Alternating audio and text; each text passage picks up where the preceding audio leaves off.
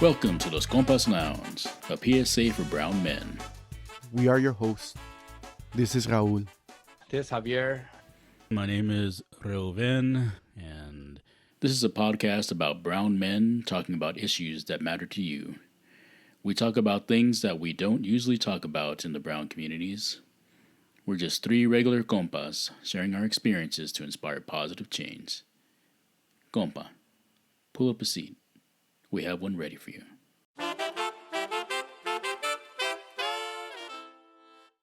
So there was this father and his son, they were spending the day together, and the father takes his son to the beach, and it's a beautiful day outside. They're walking around and checking things out. And then the son notices a white bucket, and he walks up to the bucket and goes, hey, Dad, check it out. Look at all these crabs in there. They're trying to get out. And the dad goes, oh, yeah. And the son goes, but Dad, there's one crab right there that he's trying to get out, but they keep pulling him down. Do you know what's going on? And the dad looks at his son and he goes, yeah, son, they're Mexican crabs. Damn. Dude, but isn't that, I mean, it's offensive, but at the same time, it's really, it's real, man. There's some validity to that, man, within the brown community, man. I mean, why is it that we tend to hold our communities down, our friends down, we hold ourselves down all the time, dude. Yeah, man. It's just like, it's that's a detriment to to our communities, man. It's like it's funny, but it's not, man. But I guess that's sort of like what jokes and comedy are. I mean, they bring out tough issues that we don't necessarily want to talk about. And you know what, compas? I think this is something that we should talk about. Oh yeah, I man. think we should talk about it right now. I think we should jump into it. Let's talk about these barriers. You look at this whole idea of shit. I went to school and I got a BA, and then you're like, "Whoa, te crees bien chingón now?" Do you think you're better than me? I know. and like, it's funny, but that shit's real, right? Like I remember, like, was it George Lopez? The same thing. Te crees bien chingón. Muy chingón. No, I think I know. also, what's his name? I think it was Chris Rock or Chris Tucker. Oh, you got your master's. What? I'm supposed to call you master now? No. Oh, yes, master.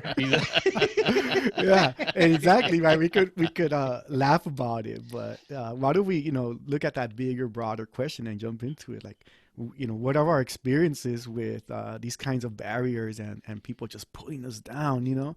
So haters. The haters. And one of the things that comes to mind is like when you're talking to the friends from high school or whatever, and they're like, dude, why do you have to use all those big words? Why do you have to use those big words, ese? Yeah, Simon, huh? Yeah. So why the big words? Yeah. No, and then, like, it's funny because sometimes when I go, let's say an old friend from the neighborhood has a party or something like that, and when I just start going over there and I start talking, like I just start talking like all like barrio, no, hey, and it's like because I feel like if I talk like the way I do like at work when I'm like trying to be all professional, like they're gonna think that like the same thing is like, hey, why do you have to talk all white? And that's interesting, right? It's like our people, our brown folks, look at the proper professional speech and the way you carry yourself. Oh, that's white, right? So something's wrong with you. Yeah. You're trying to be white. You're trying to be white. Yeah. Uh-huh. And even like the codification of that is like, why is it that you're trying to be white? What are you really trying to say? What are you really saying? And I think, we as a brown community, we're supposed to be a certain way, and we can only be a certain way, and have limited vocabulary. Yeah, and and the underlying factor, you're like I think the real issue is it's almost like we're ashamed to to be educated, to want a higher level of education, You know, and education doesn't just mean going to college, you know, getting your BA, you know, or earning your BA. I don't like saying getting because you don't get anything. You earn your BA, you earn your master's, you know, but it's also in technical fields like Javi. I mean, you know, this guy's a, you know, he's a technological guru, you know, you know, and you know, it takes a hell lot Work, of man. work and training and education to understand the nuances on that, you know, and but you know, why do we have to say, oh, you're trying to sound white, or you know, you're trying to fit into the white thing? I'm like, well, no, it's not trying to fit into the white thing or being white. You know, I'm, you know, soy chicano, but doesn't mean that I have to be a janitor for the rest of my life. Not that there's anything wrong with that, but it's like, you know, there's a reason why our parents came here or our grandparents came here, you know, to get a better opportunities that they couldn't that they probably weren't able to get you know, in their countries of origins, you know, and as parents, as fathers, I mean, you guys know you want the best for your children. That means getting, you know, trying to figure out where you're going to live, what you're going to call home, because, and part of looking at where you want to, what you want to call home is looking at the school system. It's like, you know, you want to make sure your kids go to the best schools, have the best opportunities available that we didn't probably have, you know, when we were growing up. I mean, there's nothing at all wrong with that, but you know, it's like, Well, yeah, our parents, like you said, our parents were not like, oh, okay, I can afford to move wherever I can, so my child can get the quality education that I really, really want.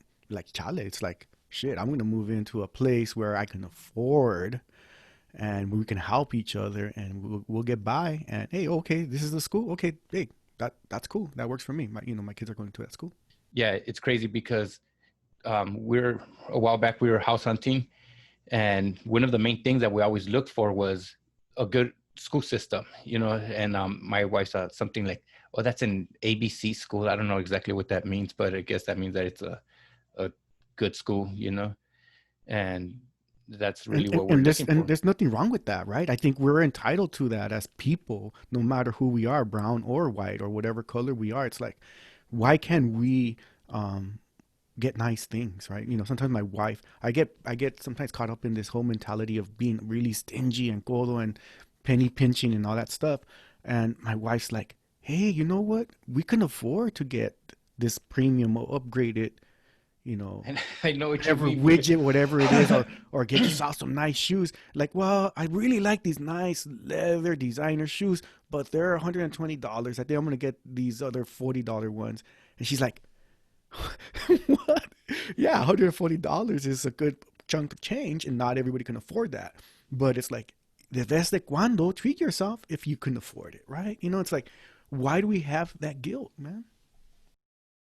I guess for me, I guess it's also like um, my father was, and to this day, is a real penny pincher. You know, like, but I mean, he came here because he lost it all when he was in Mm-hmm. Mexico. You know, he had his own a shoe factory, like making making shoes, and Oh wow. he ended up going broke. You know, and owing a lot of money. And so that was one of the main reasons he came over here, was to raise money. His goal was just to raise money to pay off his debt and then go back to Mexico. But then we all came, and wow, we're still here. well, you know, Raul, you brought up a good, you brought up a key word right there, which was guilt. Hmm.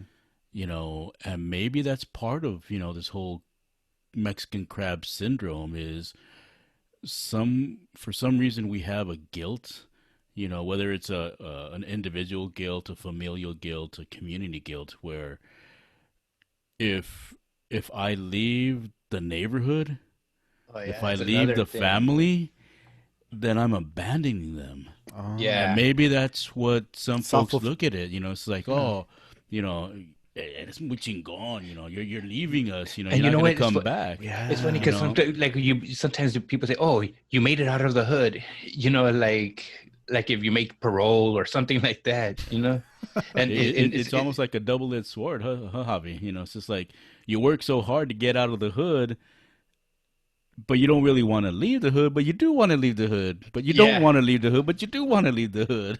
And I remember when we left the hood, like we'd always, every weekend I was back in the hood, you know, and then after slowly, little by little, you just start like, I remember when we first moved out of East L.A.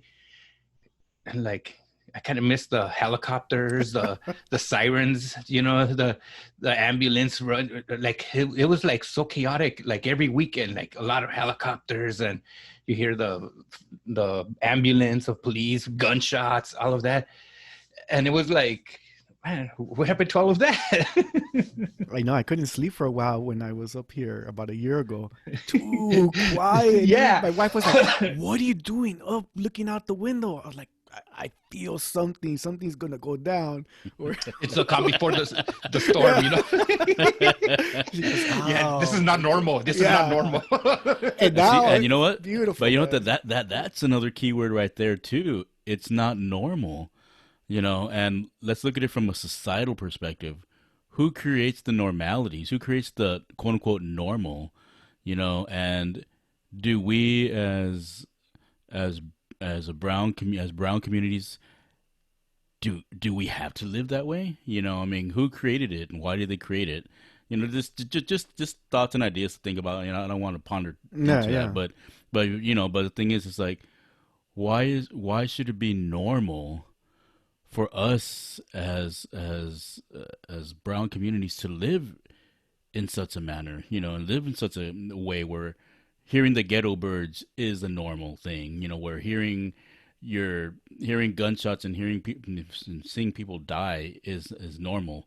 Why is it normal for us but not normal for people out in the burbs? yeah. That you know, and I know it's kind of a rhetorical question, something to reflect, but even important too. Ruben is like, w- you decide as an individual that you want to create a new normal for yourself, and then when you do that, whether it's through school, you know, advancement, getting out, right, whatever it is, like now you're not part of us, right? You're like, you know, what the heck is this guy doing? Like, let's hate on him, let's pull him down. You know, we're not, you know, and it reminds me of this whole thing is that if I can't have it, neither can you.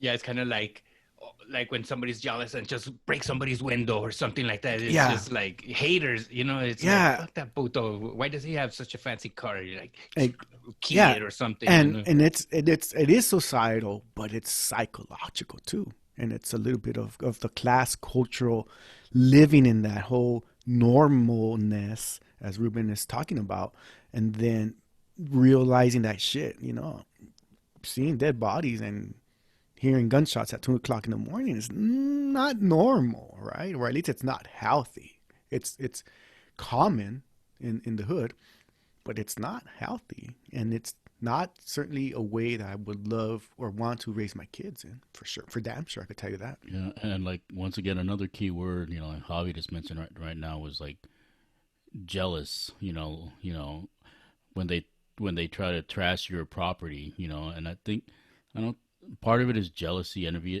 being envious, but when you look into uh, the deeper emotions of what guilt, I mean, or what envy and jealousy is, that's really fear, you know, and anger, but anger is fear, you know, and what exactly are we fearful about or fearful for? You know, it's like, are they maybe they, you know, I don't want to use the word they, are brown communities afraid to see, to really know what's on the other side? Because when one of us, quote unquote, makes it, we go to the other side. And, you know, we come back and maybe we're trying to show them, hey, you know what, there's something else out there. You know, it's not just ghetto birds, it's not just smog, it's not just pain and suffering. You know, there's other things out there, and you can get it too. Here, look, I'm showing you. I'm I was able to get there. You know, I want to bring you with me. You know, and maybe this is like, nah, you know, I'm afraid because I don't know anything about that. But That's not my experience. it's also that fear. If you're thinking about the crabs, right? The people who are pulling you down. Now you're posing all those questions and that reality to them, and they're like, well, I don't want to look inward and reflect, right? The mirror. I don't want to face my own challenges and shortcomings and fears to get the heck out of here. So it's like that self-perpetuating, like this guy Javier or Ruben Yeah, think like they're you have fucking to. chingon. Exactly. It's like now because they are successful, that means I have to think about, well, shit, we came up together. This guy's doing really well. Never mind he has a nice car, whatever it is, but he's actually out and doing great. And you Like, you look feel at bad, me. like yeah. Look at me. I had nothing to show for. And And that's we fearful. started from the same roots, Exactly. from the It's same like beginning. it's like, hey, now I have to man up. Or You sometimes they know. don't, and it's easier to hate up. Yeah, Yeah, yeah. Because to man up, it means, dude, Responsibility. now, yeah, exactly. yeah. You have to Kick your ass in the butt. be Yeah. responsible for your own actions or your own inactions, and maybe it's those inactions that have placed you where you're at right now. And you didn't want to do the hard work, to, you know, not necessarily to get out. I mean, we know plenty of folks that are still in the neighborhoods that are doing good things, Hmm. and they're, that's a And beautiful thing right yeah, and there. that's another thing. Like I feel guilty sometimes for moving out, and like like the Jamaica, like in my neighborhood that Our they have Lady. that annual Our Lady of Guadalupe. They have that, and I look at it more like a reunion. Unfortunately, we didn't have it this year, but I love going there because you see a lot of, and then like there's some friends my age that went to Garfield. They also went to and everything, and they're doing good, but they're still living there. And sometimes like I feel like oh man, they never they got stuck, but that's not really true. They didn't get stuck. I mean, they're choosing to stay there. And then sometimes I feel like a little bit like guilty, like hoping I could do more for my community, but But you're showing yourself as an example of what it means to be an IT professional and to take care of your family. So I mean, and this podcast kind of reflects that too, because we're sharing our experiences, and trying to inspire change. So yeah, don't you're doing good, man. And now a brown and proud PSA. Don't let your quote unquote friends hold you back. Surround yourself with people who get you, who embrace you for who you are, and can uplift you. Subscribe to Los Compas Lounge on your favorite listening app.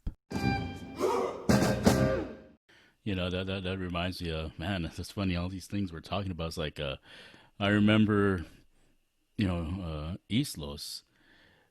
I remember the big goal, back when we were growing up was, we want to move to Montebello, then we want to move to Pico Rivera, Pico, yeah. then we want to move to Whittier, yeah, I because Montebello was the next step. You made it, yeah, you no, made it. definitely do. Like, if you're, dude, you did it, man. Hey, Ruben, you were almost in Montebello, so you were the richest one amongst Yeah. us.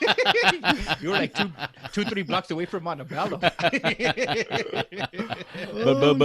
it's a trip. It was like our version of the American dream. It's like to Ladder move up, part, yeah. to move up, and still be relatively close We were moving to on the to the neighborhood. east side. Yeah, exactly. Like the Jeffersons, we're moving on up, but for us, we're moving on east. Yeah. Yeah. Oh, well, that's what they say. To the east side. Yeah. But I mean, but that for us, for the Chicanos, in East L.A., that was the American dream. Whether we acknowledged it or not, we knew that to move further east was More was to affluence. show that you're prospering. bettering. Yeah, You were better. affluence, exactly. Uh-huh. Yeah. Yeah, no, and then I remember like one time this the classmate got kicked out of school, and then he ended up going to Montebello, and I ran into him at the Montebello Town Center. I go, oh, where do you go to school now? I go to Montebello. I go, oh, and I was like, oh man, he must be rich or something, like subconsciously, And you know, when you meet up with your old friends, or you know, the circle of friends that you kind of rolled around with at some point, and then you find yourself defending your position, whether because I moved out because of this, or I yeah. went to school because of this. It's like, why in the hell do we always find ourselves having to justify our position, or justify ourselves Our to the success crabs? sometimes, yeah. Yeah, exactly. Yeah, Why like is kind of you that? feel guilty a little bit sometimes. Yeah, When it's you're that guilt. talking to the crabs, because when I'm not talking to the crabs, I mean I feel proud of saying oh, I've done this, I've done that, and like sharing, like when talk with you guys and stuff like that. But then there's some people that I guess they kind of look at it like if you're bragging, like if you say, oh yeah, oh, I like you, if you say, oh, I went to Austin, I got my master's or whatever, and then they think that like the people and the crabs will be like, oh yeah, so what, you're better than me now, like going back to the beginning So of then it. this whole thing about justifying ourselves, it's really us as the individuals, right? The ones Yeah. who are getting pulled down. Like, it's our trip. Then it's something that we have to deal with. You know, Yeah, how do you know? maybe we could turn the thing around and just kind of like, instead of pulling the crabs down, help them up, like But offering. Yeah.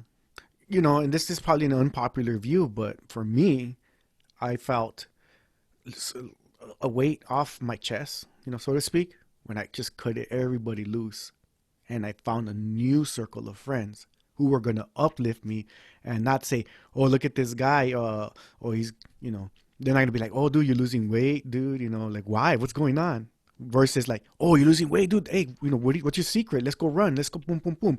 Or, "Hey, you know, I heard that you're learning about real estate, dude. You know, what's going on with that? You know?" Or you surround yourself with a circle of friends or a circle of people who are like-minded and are going to uplift you and be the ones who are actually going to push you out of that bucket, Yeah, and that, you know. And that can be unpopular in some cases no, but because yeah, of the guilt, yeah, you know, because of we feel guilty because like, oh, I don't want to leave the crabs, I don't want to yeah, leave the neighborhood because those are my roots, you know. If I get pulled down, oh, I'll forgive them because, you know, they're my people, and we're cut from the same cloth, same roots. And for me, I was like, F it, dude. I'm out of this bucket. Find a new bucket or a new and then challenge. here's another one. Here's a man. Oh, you've changed, man. You Mm-hmm. changed, dude. Yeah, Yeah. And hey, Brian, you remember one time you were like, we talked about you change. Well, like, shit, thank you, man. yeah, Thank you. I'm exactly. glad you noticed because I don't want to stay, you know, in that whole same mentality where there's guilt. You know, I want to be able to make my own determinations, make my own shots, you know, call my own shots and do whatever I got to do to be successful and define success for my own self and not let others um, influence, or at least have a negative influence upon me and what it means to be a successful brown man. It's interesting. Three things that I just heard right now, all very valid. I did something really similar, Raul. When both times that I moved up to the Bay Area, the first time for my undergrad, program, the second time for my master's program, um, I moved up with a similar mentality as you, Raul. It's like not that I was cutting ties completely with my past, but more like, dude, this is what I need to do to grow as a human being, to grow as a brown man. And sometimes, there's this line from this one song, sometimes you got to you have to choose who to leave in and who to leave out, because you don't want and you don't need crabs in your life. You don't need people in your life that are pulling you down. You want ones, like you said, that are there to uplift you, because you want to do the same for that circle. And the second thing is, who are we really doing this for? And for me, yeah, part of it is obviously myself, but I think the bigger picture is we're doing this for our families. We're doing this for our children, because we are the primary example. of what it means to be successful. And success doesn't mean only monetary, you know. Success means whatever success means to you. And to show our children where we came from, where we're at, and most importantly, what we did to get to where we're at. Like with my son, whenever we go back to LA, I always take him through the mean streets of LA, and I tell him, we drive through the city of Vernon. And I tell him, mijo, I used to work right there. I used to work in that factory over there. I used to work, this and this and that, and we drive it through Compton or whatever. And I'm like, yeah, your mom used to work over here, or this and this and that, or because I want him to know that his roots are in LA, in the really gritty part of LA. But, he doesn't live there anymore. But this is where we come from. But just because this is where we come from doesn't mean that this is the only place that we can stay and where we can live. If you choose, like Javi said, I mean, we have friends that still live in the neighborhood, and that's cool if they choose to live there. It's more, for me, what irks me is when you don't have the choice to live somewhere else, and you're forced to live in a place you don't want to live, and I think that's why we all chose to go through the route of getting an education, to give ourselves those opportunities, because maybe somewhere subconsciously we were also thinking about our future selves, that being our kids, our families, and I think, like Javi, you're saying, you love going back to the neighborhood for the Jamaicas, and you take your kids there because you want them to see, hey, this is where, your grandparents are from. This is where, or where, your grandparents and I'm lucky that my dad still owns the house that he rented out, the house where we pretty much grew up in. So I've taken them there, I park it. The tenants don't even know me. Well, the one at the very end does, because it's my uncle. One of my uncles is there, and so I've taken them in there so that this way they could see it, Sometimes I think about going back, like in East L.A., and I do go back, or I used to go back when a little bit more, take my wife or whatever. I don't think I've ever taken my kids, but it's weird for me. Like, I understand where you guys are coming from, the love for the neighborhood and all that, but for the longest time, I kind of went the opposite way, where I had to make a drastic change, and I said, you know what, F it, man. There's nothing here for me. I'm tired of the brown on brown violence. I'm tired of the getting pulled down. I'm just tired, man. I need to make my own movidas. Otherwise, I'm going to stay stuck right here. And I hate to put it that way, but that's my reality, I hate to think about it that way, but I'm like, you know what? As soon as I started making my own moves, oh my goodness, man. I was a happier person, man. Super, super happy. And I just kept going and going and going because maybe subconsciously or even consciously, I convinced myself that in order to be happy or to be in a better place, in order for me to grow, like Ruben was talking about, is I needed to get out. And some people look at it as, oh, that sucks. Look at this dude. Get out. Well, I was going to say that it's funny because when Ruben was talking about when he went to his undergrad up there, when you left, Ruben, we were really close, like, and I remember friends talking to me, what happened to Ruben? And we were all like, oh, he left us and stuff like that. I have a quick confession. Ruben, I love you. You're my compa, but I was being a crab too, because I was going to say that. I was going to say that. I was being a crab, I was like, like, fuck, like, because I know you and him were big old, super compas, and I know I got along with him so great, I like this guy. I'm like, what the fuck is he doing up there? And even my dad said too, he's like, aquí hay escuelas también, ¿por qué se fue hasta allá? I know, and I was like, he chose to live up there, and you have to remember this was like 20 years ago or whatever. I had no kids, no nothing. I was living it up, and Javi and I we're hitting up Uptown Whittier and doing our thing, and I was like, we will talk about you. So I had a confession, and I apologize, but my confession is that I was feeling crabby, I was feeling crabby because I missed you, and I was like, life is, it's like, So What I've the been a heck? crab too. Yeah. You know what? It's funny because when Ruben, when you were talking about that, I was all like, "Oh my god, I was the crab. I was the crab Yeah. that time. I wanted to keep you down. I wanted you to stay here. And Hmm. now I know how the crabs feel because I And was it exactly, dude. And you know what? When we talked about this topic to talk today, I had no idea I me was neither. gonna. You know what? I had no Yeah, idea that I was gonna be like, oh my god, I was a freaking crab, yeah, and me too. Right now, I it's mean, me too, me too. me too. Yeah, and that's my confession, Ruben. I love you with all my heart, compa. But Yeah, I was talking yeah. crap. I was talking crab behind your back. No. Well, but that goes to once again what we were talking about earlier. It's the emotions and the feelings. That's the crabbiness. Literally, like when you're feeling that old saying, "Oh, I feel a Yeah, we little didn't know how to crabby." do it. Yeah. It's just like Oh, you're not feeling well because a part of you, whether it's your relations or your memories or whatever, are leaving, and you feel hurt. You feel yeah. anger.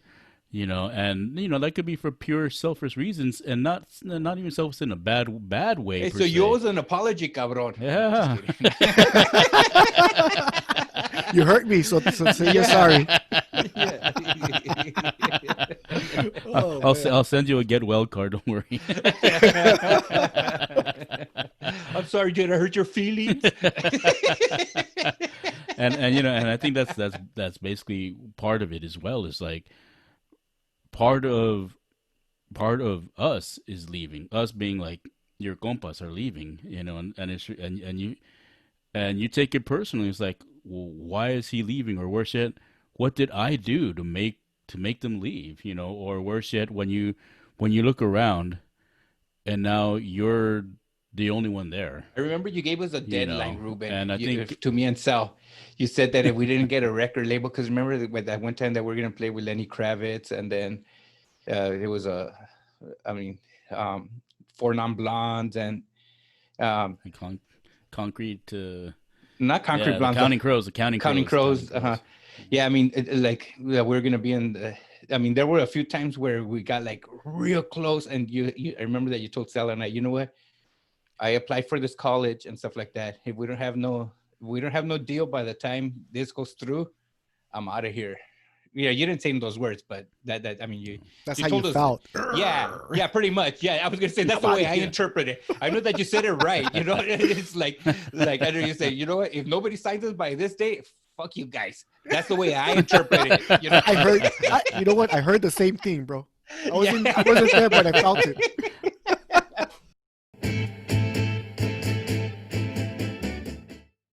That's the way I felt when you left, and then Sal got married, and then I mean I started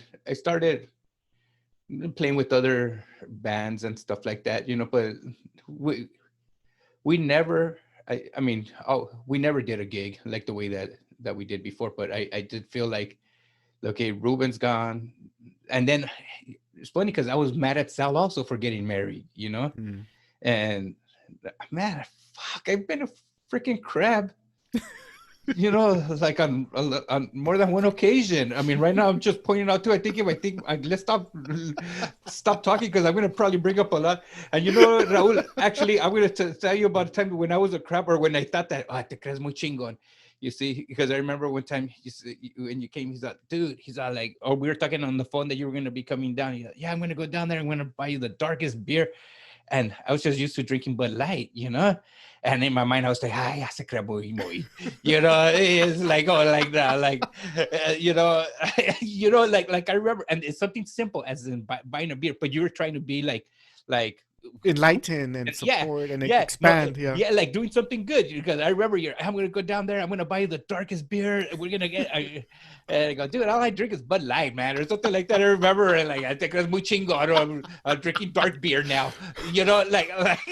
But it's funny though, because even little things like that, Yeah. like drinking a new type of beer or smoking a cigar now instead of smoking cigarettes. Even though I never really smoked, but things like that, and that all came about because we made a decision to leave the neighborhood part of leaving the neighborhood is to experience new things. And why is it that we always have to drink Budweiser? Why can't we drink? Really? Because that's what our dads drank, Yeah, you no, know. exactly. That's what's cheap. Yeah, and Yeah, that's yeah, cheap, but that's what our dads exactly. drank. And so, Yeah. are we turning our back to our families? Are we turning our back to what we perceive to be our culture, our history?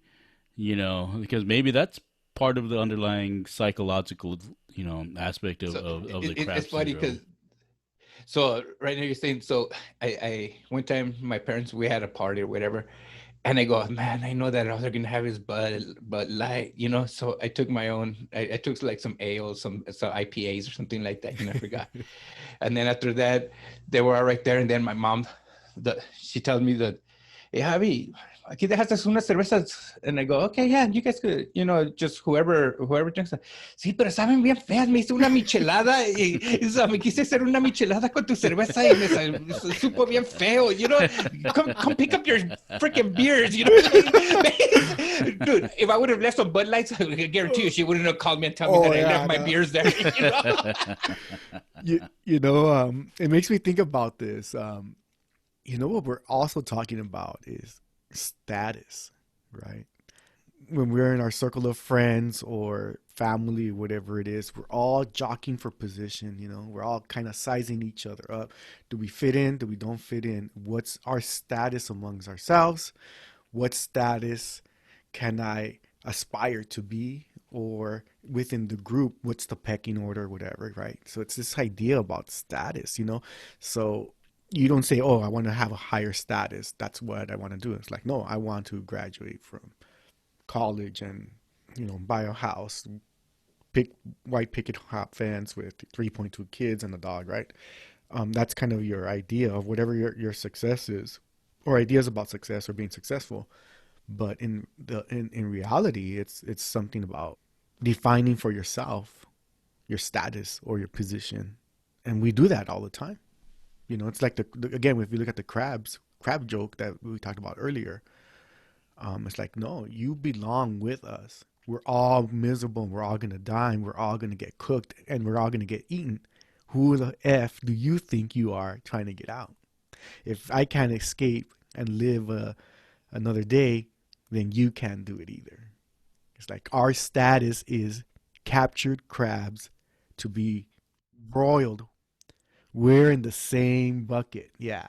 We're like, that's our status for that moment. And breaking out of that status in that action in and of itself is you creating a new status for yourself.